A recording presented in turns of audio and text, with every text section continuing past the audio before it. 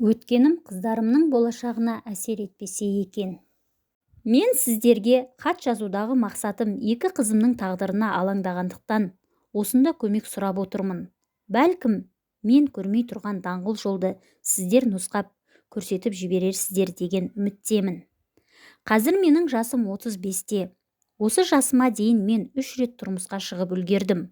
Бірақ өкінішке орай кінә өзімнен бе екен, үшеуінде де жолым болмады. Мәселен, тұрмыста жолым болмағандығы емес, қыздарымның тағдыры. Сондықтан неге 3 рет тұрмысқа шықтым, не себептен олардың біреуін де сақтап қала алмадым деген сұрақтарға жауап жазбай-ақ қояйын. Сонда да жанымда балаларым болғаны үшін мен өткеніме өкінішпен қарап қайғырмаймын. Жанымда 2 қызым бар, 2 қанатымдай болған сол қыздарым барда мен ешқашан ұшудан қалмаймын деп ойлаймын. Солар үшін өмір сүріп, сол қыздарым менің өмірімнің мәніне айналды.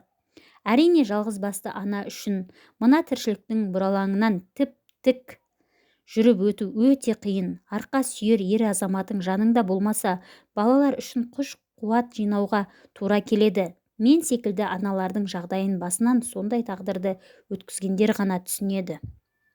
2 қызымды қатарынан кем қылмай өсіру үшін мен қасық қаным қалғанша күресемін, еңбектенемін деп өз-өзіме уәде бергенмін. Күн көріс үшін масақ терген күндеріміз де өтті.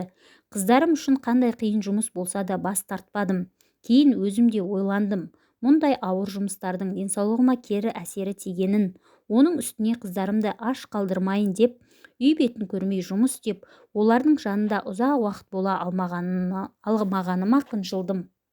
Қанша жұмыс істесем де табатыным көп емес, жасаған еңбегіме сай ақысы да қомақты болса, мен оған да көнер едім. Бірақ адам темір емес қой, қатты қажыдым. Физикалық түрде де, психологиялық тұрғыда да. Солай бір күні ауырып жұмысқа шыға алмай қалдым. Әйел заты өзі сондаймыз ғой, ауырып жатырмын деп көрпені бүркеніп алаңсыз жата алмаймыз.